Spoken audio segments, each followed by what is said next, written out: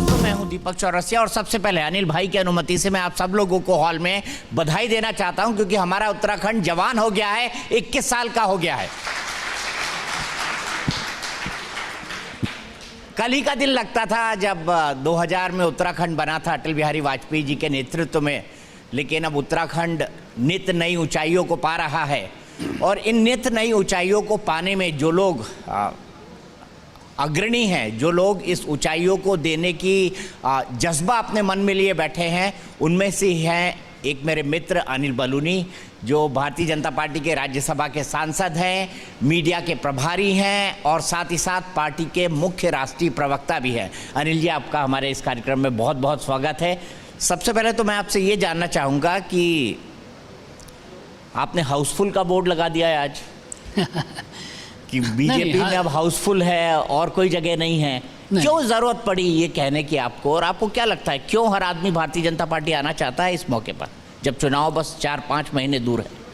दीपक जी, आपका पहले तो बहुत बहुत धन्यवाद कि आप लोगों ने मुझे आज ये मौका दिया आपके चैनल के माध्यम से उत्तराखंड के लोगों से और बाकी देश के लोगों से बातचीत करने का।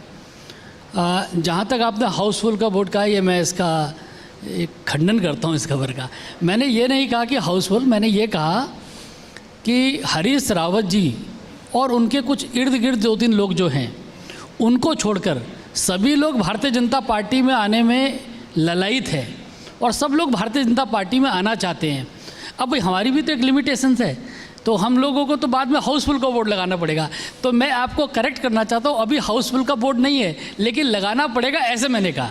ठीक है, आपने हरीश रावत की बात की। आजकल बड़ी जंग चल रही है आपकी मीडिया में, वो आपके लिए कुछ बोलते हैं, आप उनके लिए कुछ बोलते हैं, लेकिन आप कैसे देखेंगे इस बात को कि उन्होंने पंजाब में सिद्धू का समर्थन किया, उस सिद्धू का समर्थन किया जो वाघा बॉर्डर पे बाजवा साहब के गले मिल रहा था, इमरान को अपना यार कह रहा था, उस बाजवा साहब के जो हमेशा दिल्ली के अंदर, कश्मीर के अंदर, देश के अंदर खून बहाने की साजिश रचते हैं?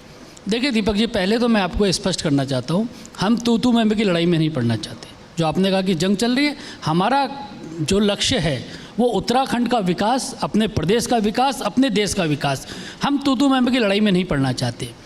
लेकिन जब कोई ऐसा बयान आता है जो मन को कचोट जाता है, जो घाव बनाता है, तो उसका जवाब देना पड़ता है। बड़ी पीड़ा होती है जब जनरल बाजवा को प्रा यानी कि भाई कहा जाता है। किस बात का भाई कहा जाता है?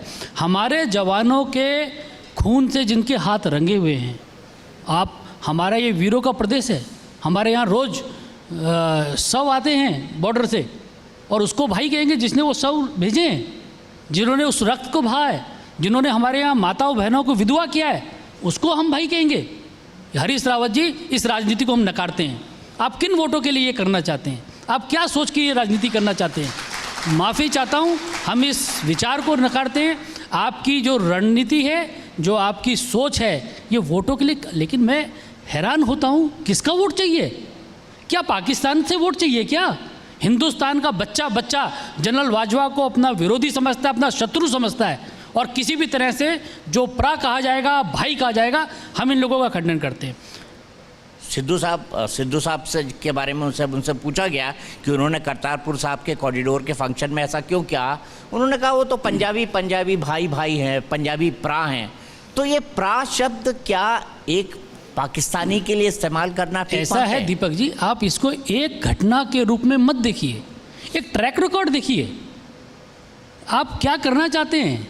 इसका एक ट्रैक रिकॉर्ड है पीछे का, ये तुष्टीकरण का, ये अपीजमेंट का, इसका एक बहुत बड़ा ट्रैक रिकॉर्ड है। पीछे देखिएगा, जब हरीश रावत जी मुख्यमंत्री थे तब भी यही काम करते थे।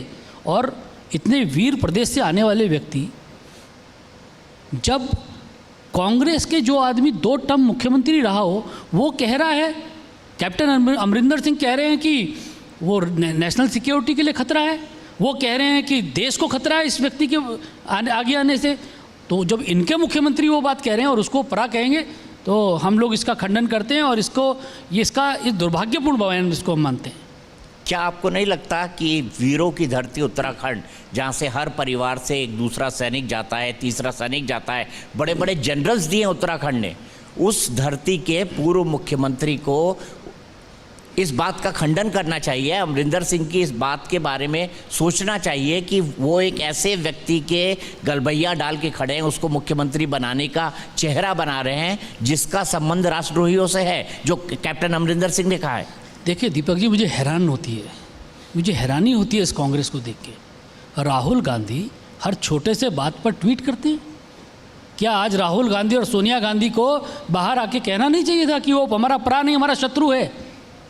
क्यों कांग्रेस के अंदर लगातार ऐसा हो रहा है कि पाकिस्तान की जय जयकार की जा रही है, हमारे जितने भी दो हिंदुस्तान के दुश्मन हैं उनकी प्रशंसा की जा रही है, उनसे जाके एम्बेसीज में मिला जा रहा है, रात को खाना खिलाया जा रहा है? ये सब क्या हो रहा है? तो कांग्रेस को विचार करना चाहिए। राहुल गांधी सोनिया गांधी जी को आगे आके कहना था कि वाकई जो कैप्टन अमरिंदर सिंह ने कहा उसकी जांच की जानी चाहिए, और जनरल बाजवा पाकिस्तान का सेना का जो अध्यक्ष है वह हमारा परा नहीं हो सकता है, इस बात को स्पष्ट करना चाहिए था। लेकिन छोटी छोटी बातों पे ट्वीट करने वाले राहुल गांधी कहाँ खो जाते हैं, इसका तो हमें समझ नहीं आता है। अब हरीश रावत जी ने एक नया शिगुफा छोड़ा है। वो चाहते हैं, क्योंकि कांग्रेस के अंदर इनफाइटिंग है, उनके लीडर ऑफ अपोजिशन उनकी बात नहीं सुनते हैं, उनके और उनके बीच में झगड़ा चल रहा है, तो वो चाहते हैं कि एक दलित मुख्यमंत्री उत्तराखंड के लिए बोल जाए। आप कैसे देखते हैं उनके इस बयान को, या आप इसे राजनीतिक शिगुफा मानते हैं? देखिए, हरीश रावत जी के बारे में किसी ने मुझे कहा कि हरीश रावत वह अंग्रेजी की किताब है जो पसंद तो बहुत आती है लेकिन समझ नहीं आती। तो हरीश रावत जी कहाँ बोलते हैं, कहाँ मौके आए थे जब वो किसी अनुसूचित भाई को मुख्यमंत्री बना सकते थे? आप याद कीजिए 2012 में दिल्ली में खाना पीना छोड़ के बैठ गए थे बहुत दिनों तक कि मुझे मुख्यमंत्री बनाओ। उस वक्त तो उनकी अनुसूचित जाति के एक बहुत प्रमुख नेता मुख्यमंत्री दौड़ में थे, उनको तो नहीं बनने दिया उस वक्त। तो इसीलिए मैं कह रहा हूँ उनका निशाना कहीं होता है। हरीश रावत जी किसी को मुख्यमंत्री नहीं बनाना चाहते, वो सिर्फ स्वयं को मुख्यमंत्री बनाना चाहते हैं, स्वयं को सत्ता में रहना चाहते हैं, बाकी सब आडंबर है। ठीक है, अब आते हैं भारतीय जनता पार्टी की राजनीति पर। 57 सीटों के साथ उत्तराखंड में भारतीय जनता पार्टी जीती, लेकिन आपको 3-3 मुख्यमंत्री बदलने पड़े। पहला सवाल क्यों, और क्या उसके बाद आप स्थायित्व यानी स्टेबिलिटी का नारा बुलंद कर सकते हैं? देखिए, पहले तो मैं आपके दर्शकों को तो खैर स्पष्ट ही है, आप लोगों को ज़्यादा स्पष्ट करना चाहता हूँ कि हमने मुख्यमंत्री एक बार तो तीरथ जी को हमको टेक्निकल रीजन से बदलना पड़ा, एक संवैधानिक बाध्यता थी उसके कारण बदलना पड़ा। दूसरी बात, आप चाहे इसको स्वीकार न करें, आपके दर्शक जरूर स्वीकार करेंगे, भारतीय जनता पार्टी में हम लोगों के यहाँ कोई पद को पाने के लिए ऐसी मारकाट कुछ नहीं रहती है। अगर किसी आदमी को मुख्यमंत्री बनाया और हमको लगता है कि दूसरा व्यक्ति आके इसको ज़्यादा अच्छा क्लिक करा सकता है, ज़्यादा अच्छी चीज़ें हो सकती हैं, और फुटबॉल की तरह हमको पास देना है। त्रिवेंद्र सिंह रावत जी ने पास दिया आगे तीरथ जी को, तीरथ जी ने पास दिया पुष्कर सिंह धामी जी को, पुष्कर सिंह धामी जी गोल कर देंगे। तो इसको आप इस तरह से टीम एफर्ट्स के रूप में लीजिए। हमारे यहाँ पद नहीं, जिम्मेवारी है, और हमारे यहाँ चुनाव जीतने के लिए और उत्तराखंड के कल्याण के लिए हम लोग सब कुछ करेंगे। उत्तराखंड के भले के लिए अपनी जान भी दे देंगे, उत्तराखंड के और देश के भले के लिए जो कुछ करना है वो सब कुछ हम करेंगे। भारतीय जनता पार्टी का किसका मुख्य मुकाबला मानते हैं आप उत्तराखंड में, क्योंकि चुनाव राउंड द कॉर्नर है, बिल्कुल सामने है, कई छोटी मोटी पॉलिटिकल पार्टी भी जोर लगा रही हैं?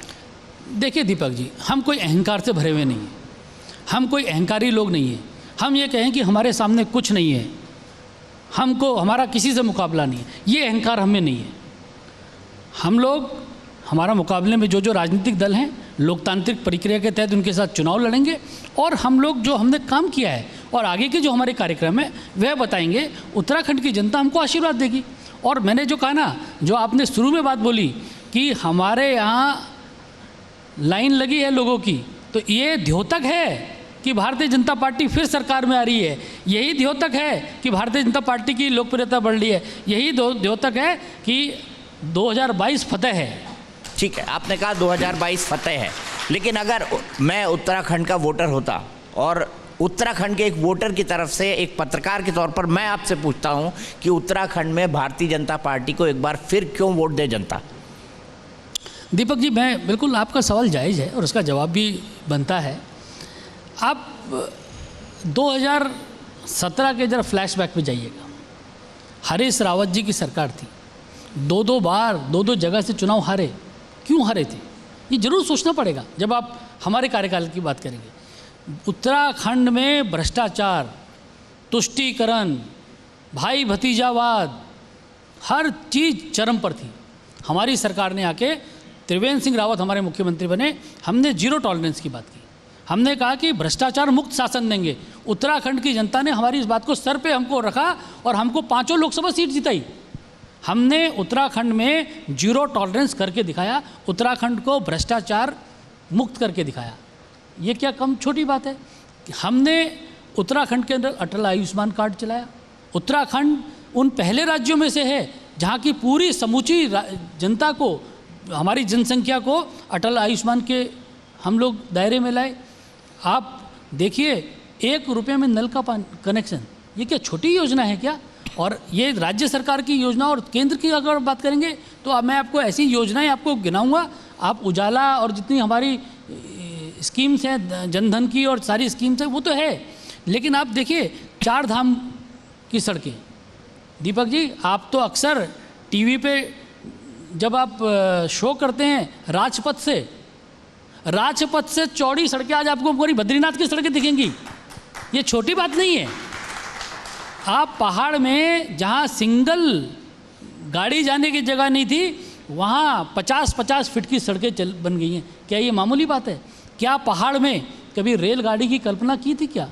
आज हमारा कर्णप्रयाग का राजमार्ग चल रहा है, पूरा कर्णप्रयाग का जो रेलवे लाइन है उस पर काम चल रहा है। बहुत सारे ऐसे काम है। केदारनाथ का नवनिर्माण होना, क्या ये छोटी बात थी? आप देखिए, उत्तराखंड से पिछले 4.5 सालों में 5 जनशताब्दी एक्सप्रेस शुरू हुई हैं। क्या ये साधारण बात है क्या? उत्तराखंड के अंदर जितना धन केंद्र ने विकास की योजनाओं में लाई है वो कोई छोटी बातें नहीं है। इसलिए उत्तराखंड की जनता हम लोगों को फिर आशीर्वाद देगी और हम आप आगे के कार्यक्रम भी उनको बताएंगे। हमें पूरा विश्वास है और जिस तरह के वातावरण दिख रहा है वो है भी स्पष्ट है।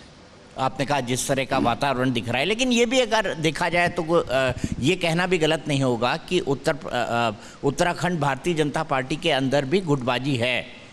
क्या आप स्वीकारते हैं कि उत्तराखंड भारतीय जनता पार्टी के अंदर भी गुटबाजी है और आने वाले चुनाव में वो पार्टी का नुकसान कर सकती है? आप उसको इस तरह से लेते हैं, हम उसको हेल्दी कंपटीशन की तरह से लेते हैं। हम सब लोग काम कर रहे हैं, हम सब लोग मेहनत कर रहे हैं। ज़रूर हमारे बाकी सांसद भी चाहते हैं कि अनिल बलूनी ने ये काम किया तो फलां कह रहे कि मैं भी ये काम करके दिखाऊंगा, दूसरा कह रहे मैं भी ये काम करूंगा, तीसरा कह रहे हमारे देखिए कितने सारे विधायक बैठे हैं, इनमें भी तो कंपटीशन है, तो इसको गुटबाजी मान लेंगे आप क्या? हमारे यहाँ हेल्दी कंपटीशन होता है, गुटबाजी कांग्रेस के यहाँ होती है। अच्छा, आपने माना कि आपके यहाँ हेल्दी कंपटीशन होता है, लेकिन इस हेल्दी कंपटीशन को विपक्ष ये कहता है कि देखिए साहब, इतना हेल्दी कंपटीशन था कि 3 बार मुख्यमंत्री बदलने पड़े। विपक्ष इस बात की उलाहना आपको देता है, चाहे राष्ट्रीय स्तर पर चाहे प्रादेशिक स्तर पर। अच्छा, जब हरीश रावत जी ने, विजय बहुगुणा जी मुख्यमंत्री थे, जब हटवाया था तब क्या था? तब वहाँ गुटबाजी नहीं थी, होती थी क्या? ऐसा नहीं। मैंने कहा ना, हरीश रावत जी धरने पे बैठे, उन्होंने धरना दिया, वो रोज़ जाके हर की पौड़ी पे धरने पे बैठ जाते थे, रोज़ का ये कार्यक्रम होता था। बाकी कांग्रेस के नेता भी यही काम करते थे।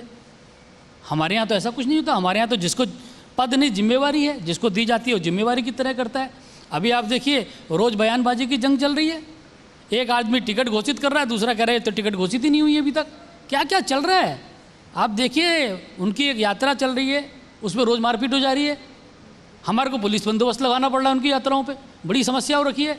ऐसा लगता है लॉ एंड ऑर्डर की सिचुएशन कांग्रेस की रैलियों में ख़राब ना हो जाए, तो अब उसको भी संभालने के लिए एक्स्ट्रा फोर्स लगानी पड़ रही है। तो इसलिए हमारे यहाँ ऐसा नहीं, उन्हीं के यहाँ ऐसा है। तो आपके लिए तो खुशी की बात है ना कि कांग्रेस में अगर 4 जूतेलाज चल रहे हैं तो इससे तो भारतीय जनता पार्टी को ही फायदा होगा। नहीं, अच्छा होता कि विपक्ष की भूमिका निभाते, हमें विकास के कामों पे घेरते, हमारे को मजबूर करते कि हम और विकास करें, तो हमें ज़्यादा अच्छा लगता। ये जूते चप्पल चलने से इस राज्य के लोगों का कोई भला नहीं होने वाला है। अच्छा होता कि विपक्ष की भूमिका में हमको पकड़ते, हमारे कान खींचते कि ये काम क्यों नहीं हुआ, तो हमको ज़्यादा अच्छा लगता। एक और बहुत महत्वपूर्ण मुद्दा, देवस्थानम बोर्ड वाला। क्या आप लोग अब साधु संतों को, पुजारियों को, महंतों को कन्विंस कर पाए हैं कि नहीं ये आपकी भलाई के लिए है? क्योंकि कांग्रेस ये वादा कर रही है कि अगर हम आए तो पहली कैबिनेट मीटिंग में इसको ख़त्म कर देंगे। देखिए, देवस्थानम बोर्ड पे कुछ लोगों को जो गलत फहमियाँ थी उसको हम दूर करना चाहते हैं, और हमने स्पष्ट भी किया कि हम इसको दूर करना चाहते हैं।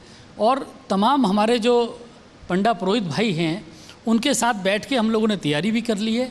उन्हीं के साथ बैठ के कहा है कि आगे एक समिति बनाइए, जो आप लोग बोलेंगे, जो आपके भले के लिए, वह हम करेंगे।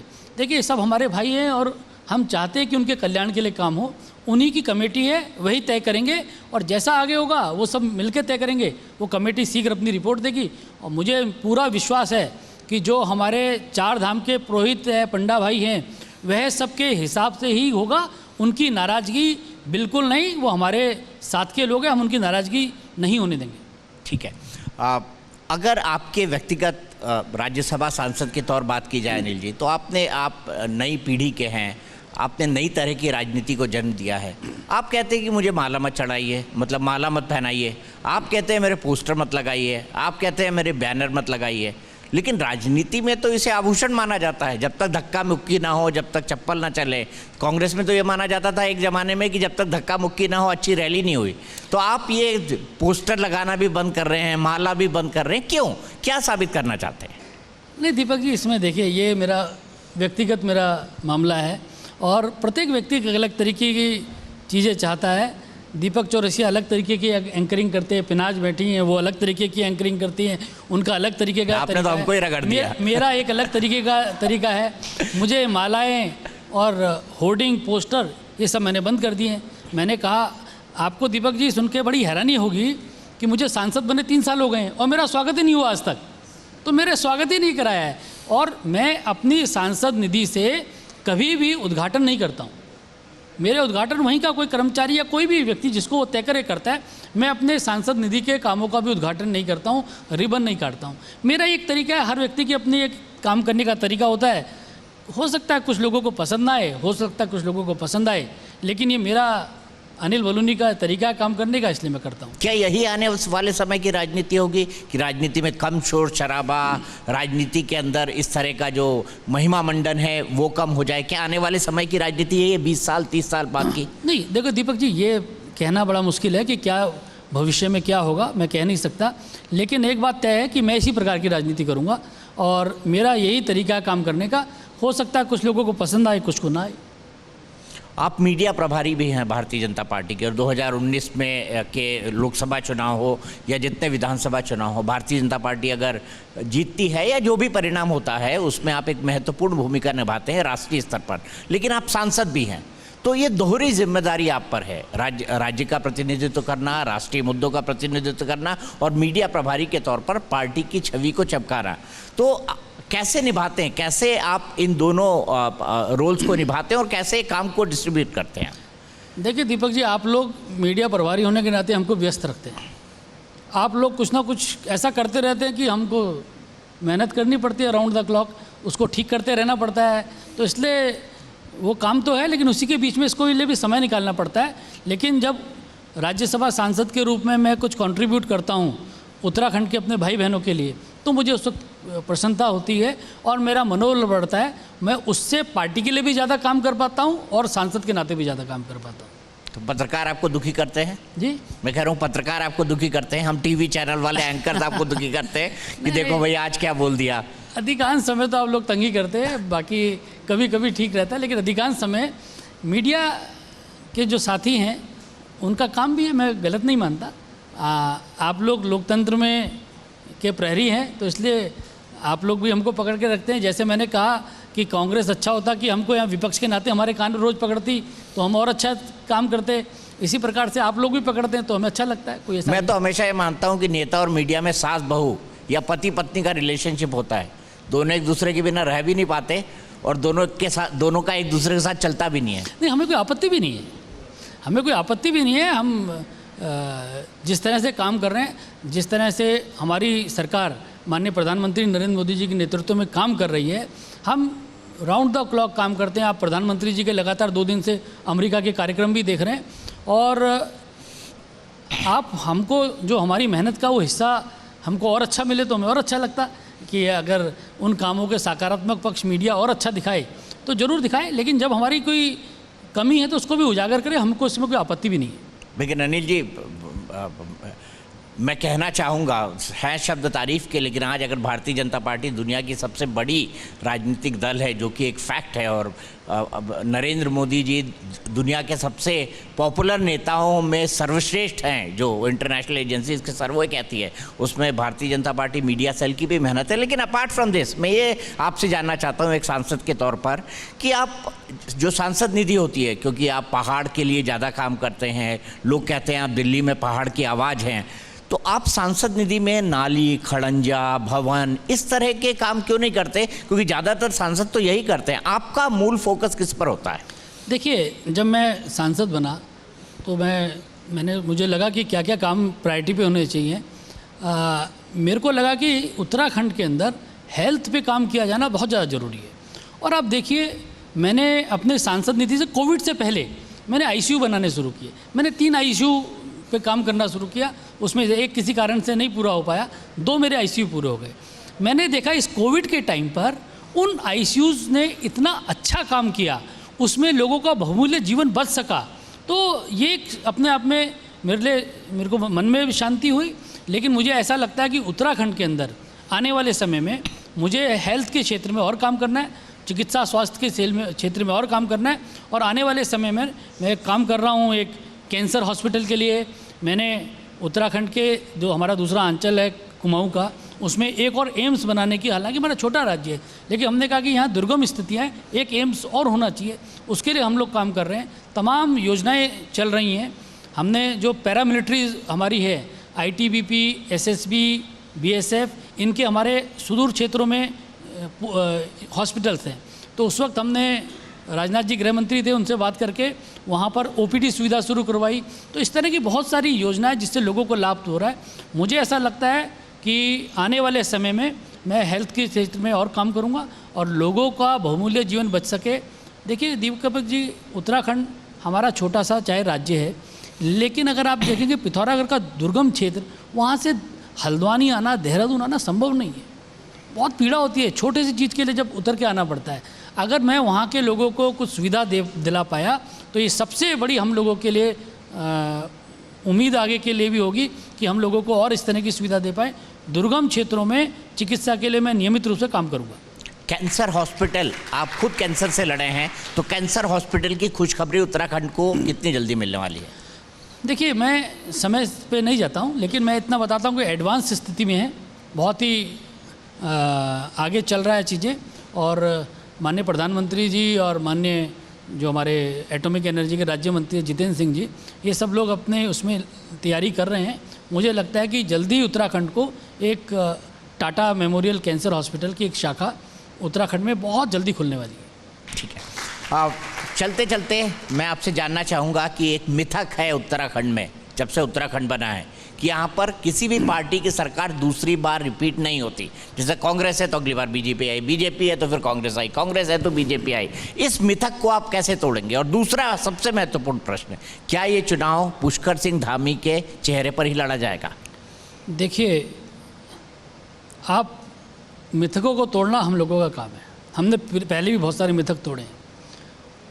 केंद्र में गैर कांग्रेसी सरकार बने रहना गिर जाती थी, ये एक मिथक था, उसको हमने तोड़ा। गैर कांग्रेसी सरकार का रिपीट करना, ये एक मिथक था, उसको हमने तोड़ दिया। उत्तराखंड के अंदर सरकारें रिपीट होती हैं, रिपीट नहीं होती हैं, इसका मिथक भी इस 2022 के चुनाव में हम तोड़ देंगे।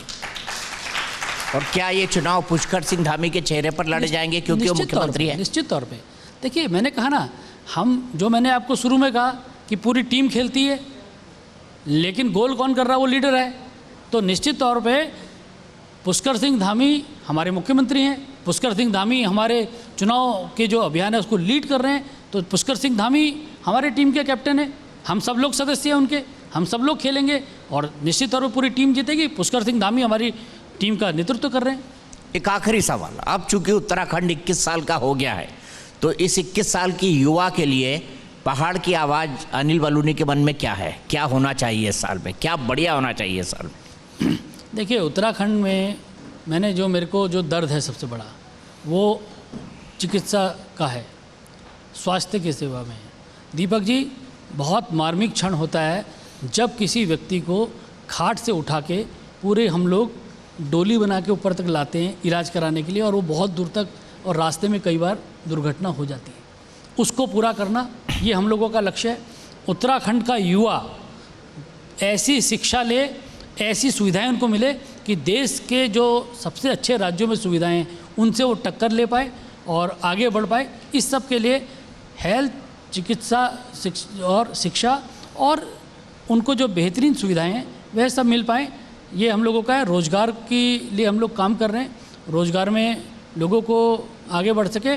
दीपक जी, जो आपने कहा ना उत्तराखंड की आवाज़, उत्तराखंड की आवाज़ इतना तेज़ चल रही है। आप देखिए दिल्ली में हमारी प्रतिभाओं को देखिए, आप उत्तराखंड की प्रतिभाओं को आप देखिए टीवी पे रोज़, अगर कहीं ना कहीं आप मीडिया में देखिए, तमाम बड़े बड़े एंकर हमारे उत्तराखंड से।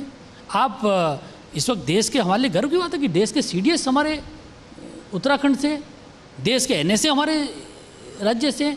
एक से एक उत्तराखंड की प्रतिभाएं इस वक्त क्रिकेट से लेके फुटबॉल से लेके हॉकी तक तमाम जगह उत्तराखंड की प्रतिभाएं छाई हुई हैं। और आने वाला समय, हम छोटा सा राज्य हैं दीपक जी, लेकिन देखिएगा आने वाले समय में उत्तराखंड का युवा, उत्तराखंड का व्यक्ति इस देश के विकास में और कंट्रीब्यूट करेगा, उसका प्रतिनिधित्व और ज़्यादा बढ़ेगा, ये बात तय है। चलिए, आपके मुंह में घी शक्कर, हम यही कहेंगे। अब चूंकि 21 साल का हो गया है उत्तराखंड में, चाहता हूं चलते चलते अनिल जी का धन्यवाद करें और इस 21 साल के उत्तराखंड के लिए एक बार फिर से जोरदार तालियां हो जाए। और हम उम्मीद करते हैं कि उत्तराखंड दिन दूनी रात चौगुनी ऐसी ही तरक्की करते रहे। हमारे इस खास कार्यक्रम में आए, आप हमसे जुड़े और इतनी बड़ी तादाद में आकर आपने हमारा हौसला बढ़ाया, इसके लिए आप सबका तहे दिल से बहुत बहुत धन्यवाद, बहुत बहुत शुक्रिया।